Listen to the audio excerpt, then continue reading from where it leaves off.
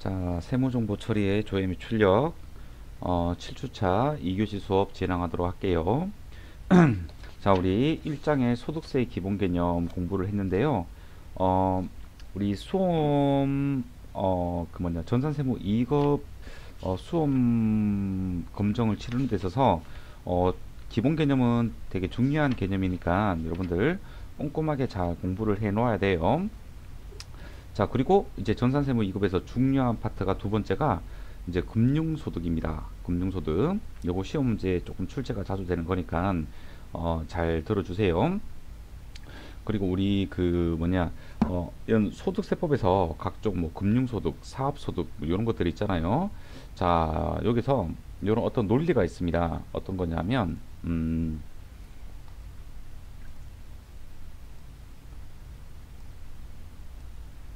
자, 자가 보이나? 자, 무슨 소득이라고 우리가 공부를 할 때, 첫 번째, 자, 그 소득에 대한 개념을 먼저 공부를 하고요. 그리고 두 번째는 그 소득의 범위를 살펴봐야 됩니다. 그리고 각종 소득마다 비과세 소득이 있거든요. 이것도 살펴봐야 되고요. 그리고 분리과세 소득도 있습니다. 자, 요거 2번부터 4번까지 좀 잘 살펴주고요. 그리고 소득마다 수입식이라는 게 따로 있습니다. 그리고 자, 어떻게 소득 금액을 계산하는지 우리가 알아야 되고요. 그런 다음에 어떻게 가세를 하는지 살펴봐야 되고, 그리고 어떻게 원천 징수가 되는지 좀 살펴봐 줘야 됩니다. 아셨죠? 자, 이 중에서 이 소득 금액 계산에서는 수익 금액에서 자, 어떤 우리 필요 경비 또는 공제를 하게 되는 거죠. 그래서 어떤 소득은 이 사업 소득 같은 경우에는 이 수익 금액의 범위, 필요 경비의 범위 이런 것들이 중요하고, 기타 소득에서는 이제 필요 경비 있죠. 필요 경비 이제 80% 법정 경비율이 적용되는 수익 금액인지, 또는 뭐 그 60% 필요 경비가 인정되는 수익 금액인지, 자, 이런 것들을 좀 살펴봐줘야 되거든요. 그래서 여러분들이 지금부터 무슨 소득이라고 공부를 할 때 여기 1번부터 8번까지 요 순서에 맞춰 가지고 공부를 좀 하시면 될 것 같아요. 어떤 소득은 비과세 소득이 굉장히 간편한 반면에 어떤 소득은 비과세 소득이 이렇게 되게 복잡하게 돼 있고 그런 게 있거든요. 자, 그래서 이게 이게 소득별로 그 비중이 다릅니다. 네, 그거를 알고 공부하셔야 돼요. 전부 다 똑같은 어떤 힘을 주어서 공부하면 안 됩니다. 어떤 소득은 수입 시기가 더 중요한, 특히 금융소득은 수입 시기가 굉장히 중요하거든요. 이런 식으로 소득별로 중요한 포인트가 조금 다르기 때문에 여러분들이 그것을 염두에 두고 공부를 하면 될 것 같습니다. 자, 우리 금융소득 볼게요. 자, 이자 소득의 범위입니다. 자, 우리 그 소득세법은 열골주의를 취하고 있는데 이자와 배당에 대해서는 유형별 포괄주의를 채택하고 있다. 그죠? 자, 볼게요. 자, 이자 소득의 범위는 자, 예금 같은 것도 있고, 그리고 채권, 증권에서 발생한 이자와, 그리고 할인액도 이자라고 하고요. 그리고 한매 조건부 매매 차익, 한매 조건부 채권을 우리 RP라고 하는데 여기에 대한 매매 차익도 이자라 보는 거예요. 되게 특이하죠, 그죠? 왜냐하면 이 한매 조건부 채권이 굉장히 단기간 내에 사고 팔고 하는 거기 때문에 그 양도소득으로 가세가 또 안 되는 부분이거든요. 그래서 이자의 성격으로 봐가지고 금융소득에 있는 겁니다. 그리고 저축성 보험의 보험 차익도 우리 이자 소득으로 보고 있고요. 자, 시험에 한 번씩 나오는 포인트가 이 비영업 대금의 이익이거든요. 자, 이 비영업 대금의 이익은요, 어떤 성격에 따라서 소득 구분이 달라집니다. 그런데 비단 이 비영업 대금만 그러는 게 아니고요. 요 1번부터 4번까지 이 소득도 사업성이 있다고 하면 사업소득이고요. 아니면 이자소득인 거예요. 아셨죠? 자, 금융업을 하는 입장에서는 영업대금, 그러니까 금융회사 입장에서는 대여금이 되고, 그리고 돈을 빌려받는 입장에서는 차입금이 되겠다. 그죠? 자, 이런 대여금에 대해서 이게 금융업이라면 사업적 성격이 있기 때문에 사업소득으로 보는 겁니다. 아셨죠? 하지만 우리 일반적인 사람이라면 우리 친구들한테 돈 빌려주고 우리 가족들끼리 돈 빌려주고 이런 것들이 있잖아요. 전부 다 비영업대금의 대여에 해당이 됩니다. 굉장히 사업성을 띠지 않고 일시우발적으로 일어나는 거죠. 그래서 이런 비영업대금의 이익에 대해서 이자 소득으로 과세를 지금 하고 있습니다. 아셨죠? 그리고 직장 공제 초과 반환금이라는 게 있는데요. 이런 뭐 공제조합에 가입하고 이런 것들이 있는데 크게 중요하진 않습니다. 하지만 이게 이자 소득에 포함된다는 겁니다. 아셨죠? 그리고 이 7번 조항 때문에 우리 유형별 포괄주의를 채택하고 있다고 얘기하는 거예요. 위와 유사한 소득으로서 금전 사용에 따른 대가로서의 성격이 있다고 하면 전부 다 이자 소득으로 우리 봐보겠다라는 겁니다. 아셨죠? 자, 이자 소득으로 보지 않는 것들이 있습니다. 첫 번째는 사업 관련된 소득입니다. 자, 이게 어떤 거냐면 우리 여기 보면 애누리 되는 금액, 그리고 그 할인액, 그리고 지급기일을 연장하여 주고 추가적으로 받는 금액이 있거든요. 연체이자 뭐 이런 것들입니다. 자, 이런 것들은 이자 소득으로 안 봅니다. 아셨죠? 하지만 우리가 소비대차 전환분이라고 자 갚아야 되는 이것을 소비대차 계약을 쓰고 나서 이 소비대차로 갔다. 그렇게 되면 이자 소득으로 볼 수가 있는 겁니다. 크게 중요하진 않아요. 이거 1번은. 자, 2번이 중요합니다. 자, 손해배상금에 따른 법정이자도 붙거든요. 그러면 이 손해배상금하고 이 법정이자는 어떻게 처리를 해야 되는가 라는 건데요. 자, 여기서 우리가 어떤 법원의 판결이나 하에 따라 가지고 우리가 손해배상금 또는 법정이자를 받는다고 했을 때 어떤 피해를 받아 가지고 손해배상을 받고 또는 그 손해배상금에 대한 법정이자를 받는다. 전부 다 과세에서 제외해 주고 있습니다. 아셨죠? 하지만 계약의 위약이나 해약 같은 것들 있죠. 이것은 기타 소득으로 보고 있습니다. 자, 그래서 여러분들은 요 동그라미 2번 요거 체크 좀 해놔야 됩니다. 아셨죠? 자, 그리고 뭐 요런 것들 뭐 좋은 목적이니까 그죠? 당연히 비과세고. 네. 자, 이제 이자 소득의 수입 시기가 나오는데요. 요거 중요합니다. 자, 세법은 권리 의무 확정주의를 취하고 있습니다. 우리 회계에서는 우리 발생주의 그리고 수익은 실현주의 이런 인식 요건이 있잖아요. 하지만 세법은 권리 의무 확정주의라는 게 있습니다. 그게 뭐냐면 네가 받을 권리가 생겼을 때, 그러니까 권리가 확정이 되었을 때 그때 수입 시기로 봐야 된다는 겁니다. 아셨죠? 그러니까 쉽게 말하면 우리가 돈 받을 권리가 확정이 되었다. 나는 이제 확정이 되었기 때문에 돈을 청구해도 되는 상태가 된다. 그죠?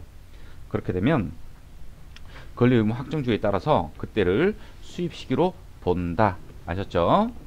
자, 수입 시기가 상당히 많습니다. 네, 이런 식으로. 자, 암기를 해야 되는데요. 약간의 어떤 규칙이라는 게 조금 있습니다. 어떤 거냐면, 자, 기명이다. 그러니까 이 채권에 이름이 올라가 있다. 누구의 채권인지 안다. 라고 하면 약정입니다. 아셨죠? 자, 그런데 그 채권이 누구 건지 모른다. 뭐 양도성 예금 증서처럼 그 증서를 가지고 오는 사람한테 우리가 돈을 주겠다. 이런 무기명이 있거든요. 그러면 지급을 받는 날이 수입 시기가 됩니다. 아셨죠? 우리가 알 수 있는 거고, 어떤 약정일이 있다면 그 약정일을 따라가는데, 그 외에는 그 실제 지급받을 때를 수입시기로 하는 겁니다. 자, 예금의 이자 볼게요. 자, 예금의 이자는요, 조금 독특한데요. 얘는 실제로 이자를 지급받는 날, 사실 예금 통장에는 이렇게 이름이 다 올라와 있죠. 하지만 그 너무 많아요. 사람이 불특정 다수예요. 그래서 실제 이 예금 같은 경우에는요, 이자를 지급받을 때 조금 특이한 친구들이에요. 예금은요. 요거 그 뭐냐 예외 사항이 원칙이 돼버리는 겁니다. 아셨죠? 자, 그리고 원본에 어떤 전입하는 특약, 그러니까 만기가 되어 가지고 다시 뭐 이렇게 다시 뭐 재계약되거나 뭐 그럴 때, 그리고 해약할 때, 그리고 계약 기간을 연장할 때, 요거는 그 날을 따라갑니다. 아셨죠? 그 날을 따라가는 거예요. 자, 일단 약정일 그리고 지급받는 날, 요걸 기준으로 우리가 수입 시기를 외워주면 됩니다. 자, 통지 예금의 이자, 이것도 실제로 돈 그 가져갈 때, 그리고 매매 차익 요것들. 자, 요거 약정이 있으면 약정대로 가면 되는 거고요.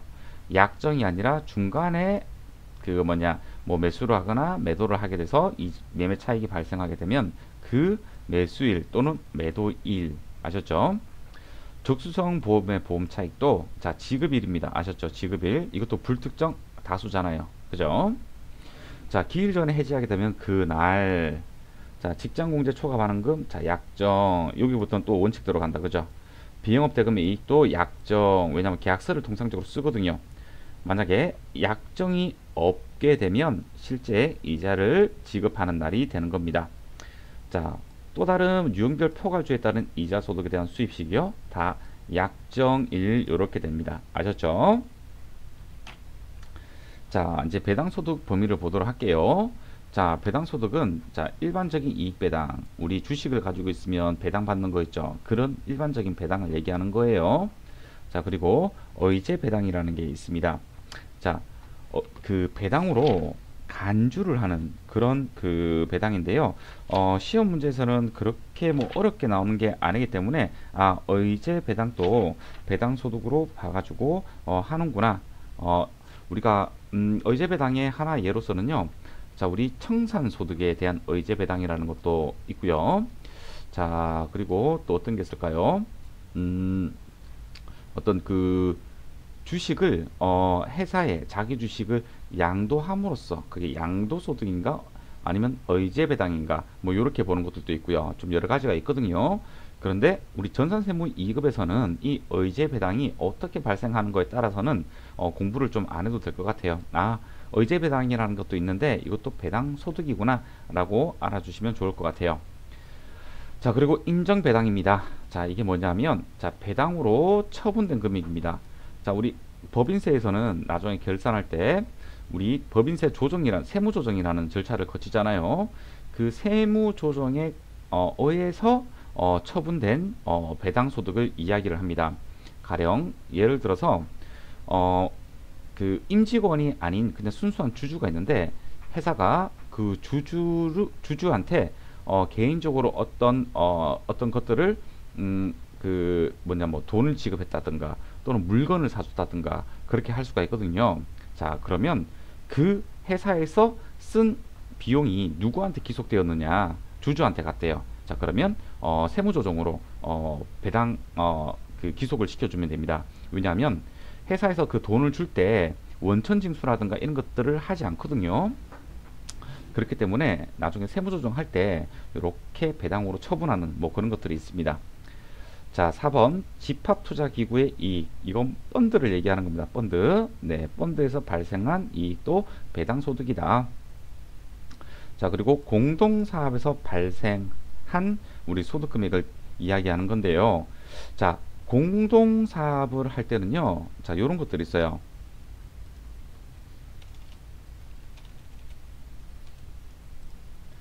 자, 공동사업을 할 때는 자, 첫 번째 자, 출자도 하고 경영에 참가하는 사람도 있을 거고요. 자, 두 번째 출자는 하는데 경영에 미참가하는 친구들도 있을 거고요. 출자는 안 하는데 경영에 참가하는 사람도 있을 거예요. 자, 요거 우리 공동사업자에 해당이 되고요. 공동사업자에 해당이 됩니다. 하지만 얘는 그냥 직원이 되는 겁니다. 아셨죠? 출자를 해야지만 우리 공동사업자 범위 안에 들어오는 거예요. 그래서 이 공동사업에는 우리 출자를 했지만 경영에 참가를 하느냐 안 하느냐, 자 요건 헷갈릴 것 같으니까 지울게요. 경영에 참가하느냐 안 하느냐 이렇게 구분을 지을 수가 있어요. 자, 여기서 출자 공동사업자 중에 우리가 경영에 미참가했어요. 그러면서 출자를 했으니까 손익분배 비율이 정해져 있겠죠. 그래서 돈을 받아요. 그러면 이거는 배당소득으로 봅니다. 아셨죠? 하지만 일반적인 공동사업자가 배분받는 소득 금액은 사업소득입니다. 왜냐하면 그것도 하나의 사업장에 해당되기 때문에 그렇습니다. 자, 되게 출자 공동사업자 우리 배당소득은 되게 조금 특이한 친구인데요. 이 친구들은 무조건 종합과세를 하게끔 되어 있어요. 왜냐하면 이 사업소득과의 과세 형평을 위해서 무조건 배당소득이라고 하더라도 원천 징수세율만 좀 다를 뿐 사업소득처럼 무조건 종합과세 하도록 그렇게 되어 있습니다. 아셨죠? 자, 그리고 뭐 파생결합증권, 우리 파생상품들 있죠? 이런 것들, 그리고 유형별 포괄주의에 따라 가지고 자, 위와 유사한 소득으로서 수익분배 성격, 수익분배 성격은 배당소득, 그리고 이자소득은 자, 금전 사용에 따른 대가로 받는 것은 이자소득입니다. 아셨죠? 자, 그래서 유형별 포괄주의를 채택하고 있다 라고 생각을 해주면 될 것 같습니다.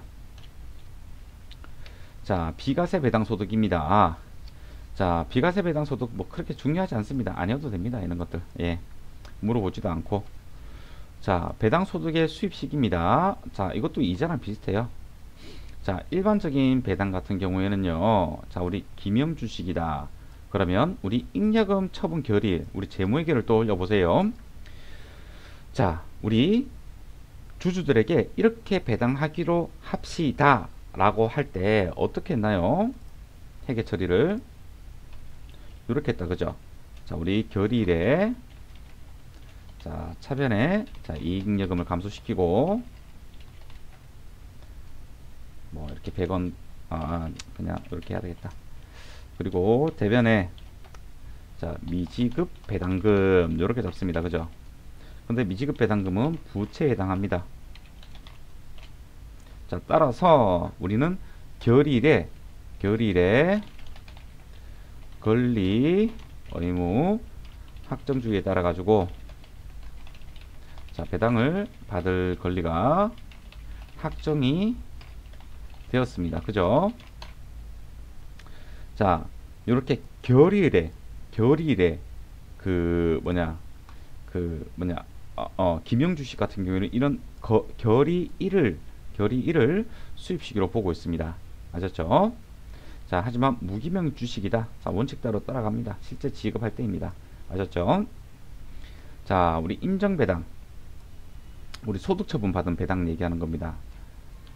자, 요거 얘기하는 거죠. 3번. 네, 요겁니다. 자, 요거는 결산 확정일. 왜냐하면 우리가 자, 통상적으로 자, 법인세 과세 기간도 자, 1월 1일부터 12월 31일까지를 이야기합니다. 자, 그럼 결산일은 12월 31일이 됩니다. 자, 근데 통상적으로 세무조정은 자, 우리 법인세 신고 기간대인 자, 3월에 보통 이루어집니다. 뭐 빨리 해줘도 되는데 3월까지는 반드시 해야 됩니다. 자, 따라서 자, 3월에 세무 조정하면서 자, 인정 배당 소득 처분을 내립니다. 자, 그렇다고 해서 3월에 세무 조정했다고 수입 시기가 자 이렇게 한번 해볼까요? 자 지금 2000년이다 그죠? 그러면 법인세 신고 기간은 2021년 3월에 될 겁니다. 그러면 3월에 세무조정 했다고 해서 수입 시기가 2021년도인가? 아니라는 거죠. 그죠? 네. 왜냐하면 2020년에 지출이 된 것인데 그 지출에 대한 기속을 언제 확정했느냐? 세무조정 되잖아요. 그래서 일괄적으로 그러면 자 결산일 기준으로 수입 시기를 결정하자. 자 이렇게 된 겁니다. 아셨죠? 자 그래서 이 인정배당은 결산 확정일을 수입 시기로 하고 있습니다. 그 밖에 뭐 배당소득은 실제 지급을 받을 때를 수입 시기로 하고 있는 겁니다. 아셨죠? 자 금융소득의 가세 방법은요 여러분들한테 아주 뭐 이렇게 계산 문제처럼 힘들게 나오지 않아요. 그냥 요런 용어들을 좀 알고 있으면 좋을 것 같아요. 다음 중 무조건 분리가세 소득이 아닌 것은, 다음 중 무조건 종합가세 대상에 해당되는 것은, 뭐 이런 것들 있죠. 자 무조건 분리가세는요, 자 이 소득들은 진짜 무조건 분리하는 겁니다. 무조건 분리가세 하는 거예요. 그럼 그 말은 절대로 종합가세 대상으로, 그러니까 이 종합가세 대상 소득으로 이렇게 넘어오지 않습니다. 아셨죠?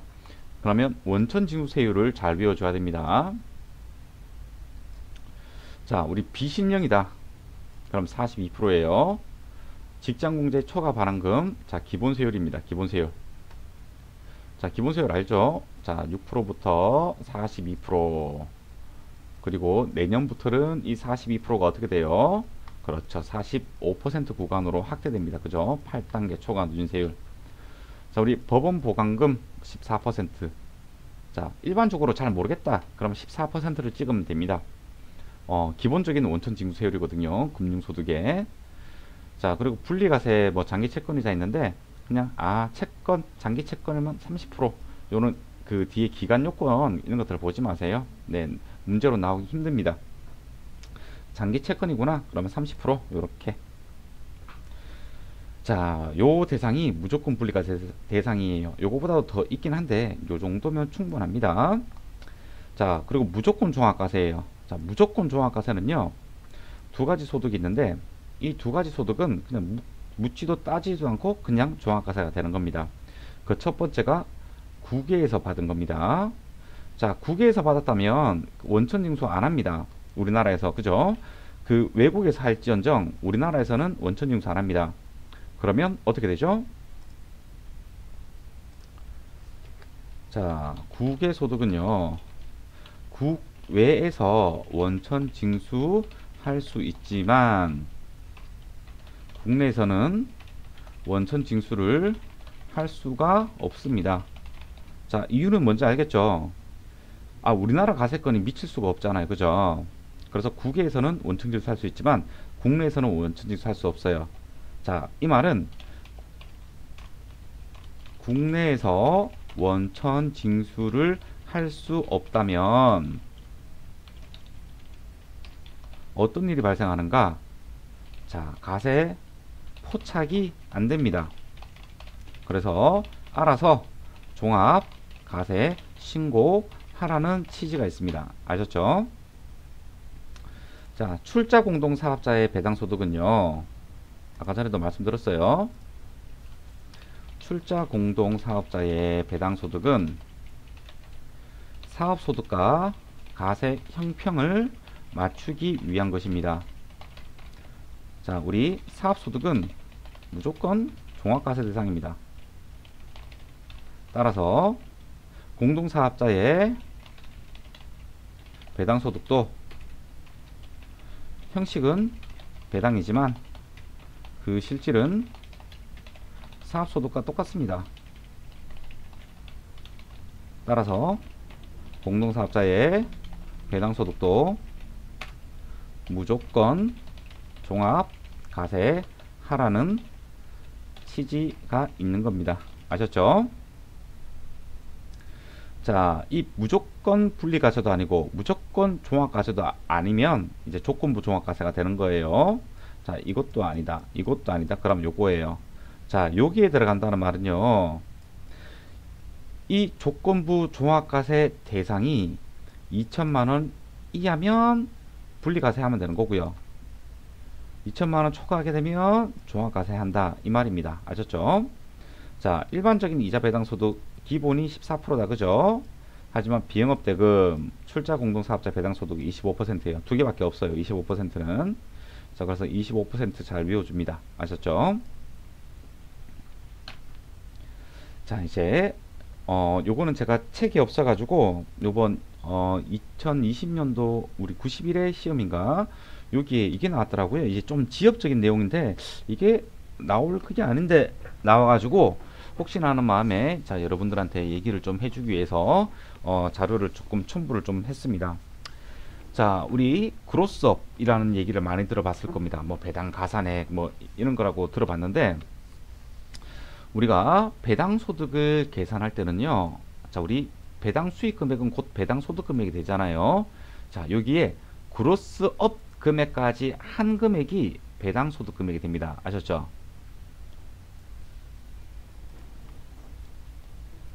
자, 우리가 자, 일반적인 경우입니다. 배당 수익 금액이 배당 소득 금액이 됩니다. 아셨죠?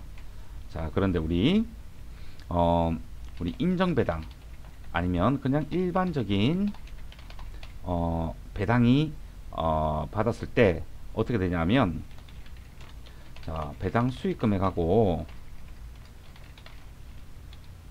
요거를 다르다는 표시를 어떻게 하죠? 이게 안 됩니다. 일단은 자, 성립이 안 됩니다. 자, 어떻게 해야 되냐? 이 배당 소득 금액은 배당 수익 금액에서 자, 그로서 한 금액이 배당 소득 금액이 됩니다. 자, 이것을 기준으로 2천만 원 초과 여부를 판단해야 합니다.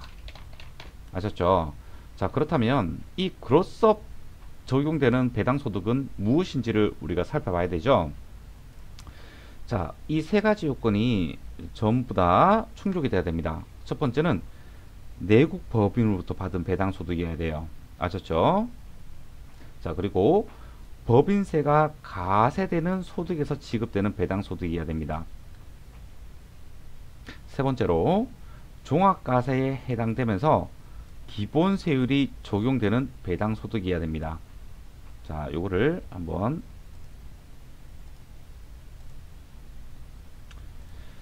자, 내국 법인으로부터 받았고 그 내국 법인으로부터 받은 배당 소득이 그 뭐냐 법인세가 가세된 소득이었고 그리고 이 그로스업 적용이 되려면 요 마지막 세 번째 기본세율이 적용되는 배당 소득이라고 했잖아요. 자, 우리 요 물을 한번 채워 볼게요. 이렇게 하면 될까? 자, 요까지는 자, 2천만 원까지 그리고 여기는 2천만 원 초과분 자, 2천만 원까지는 14% 세율분입니다. 그리고 초과분은 기본 세율이 적용되는 부분입니다. 아셨죠? 자, 우선 이자 소득이 깔립니다.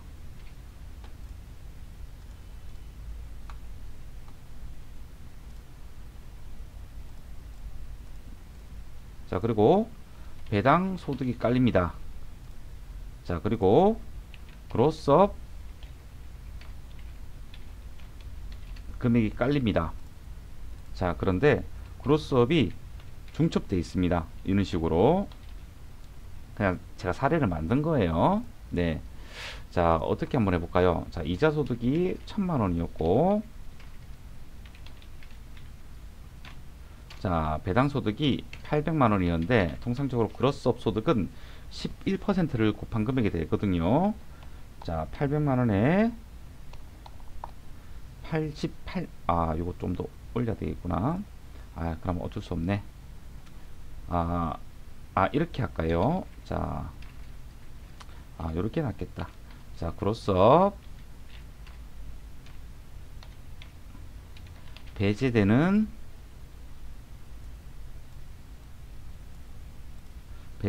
배당이 800만 원 이렇게. 그리고 그로스업이 적용되는 배당이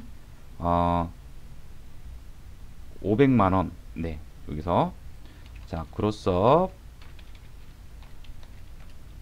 적용 배당 소득이 500만 원 있다고 한번 해볼게요.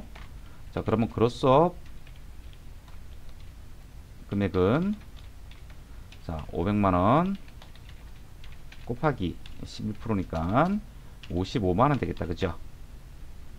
자, 그러면 자, 요걸 두 개 다 합치고 나면 우리 얼마다? 555만 원이 되나요? 맞죠? 네, 맞네요. 555만 원이다. 그죠? 그럼 여기에는 200만 원만 들어가고요.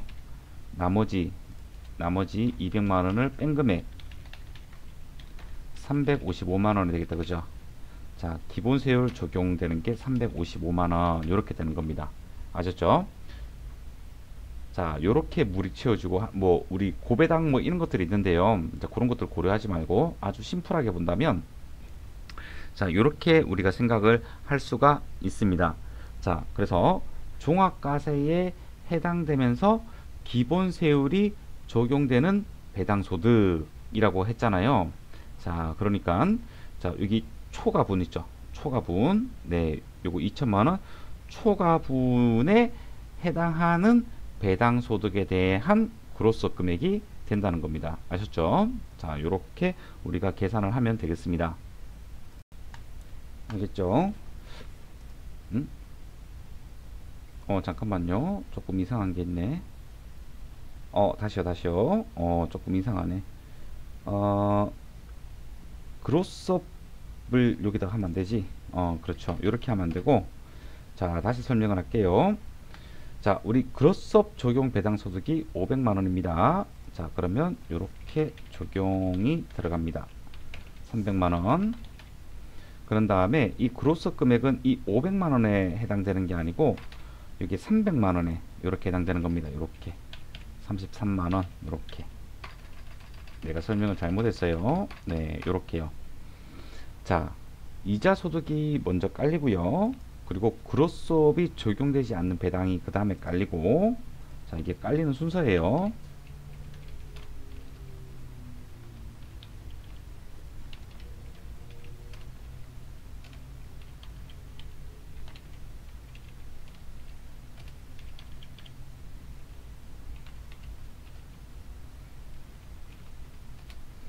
자, 우리가 요게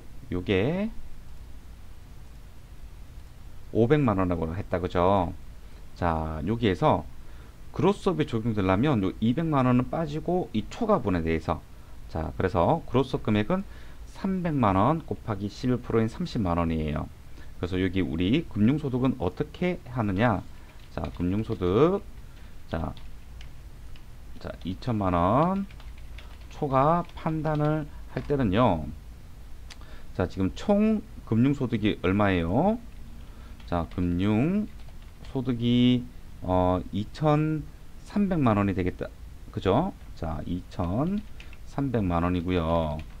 그리고 우리 그로스업 금액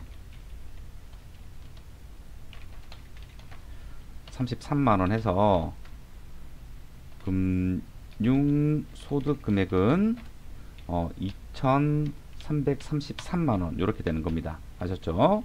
자, 이 그로스업 적용 금액을 구할 때는요, 통상적으로 우리가 이렇게 표시를 하거든요.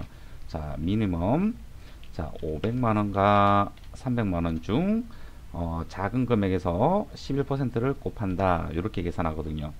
자, 요거 그로스업 적용 배당 소득과 그리고 그로스업 적용 금융 소득 중에서 2천만 원 초과분 중에 작은 거에다가 이 11%를 곱하도록 그렇게 되어 있습니다. 아셨죠? 자, 잠깐 쉬었다가 3교시 때 이어서 수업을 진행하도록 할게요.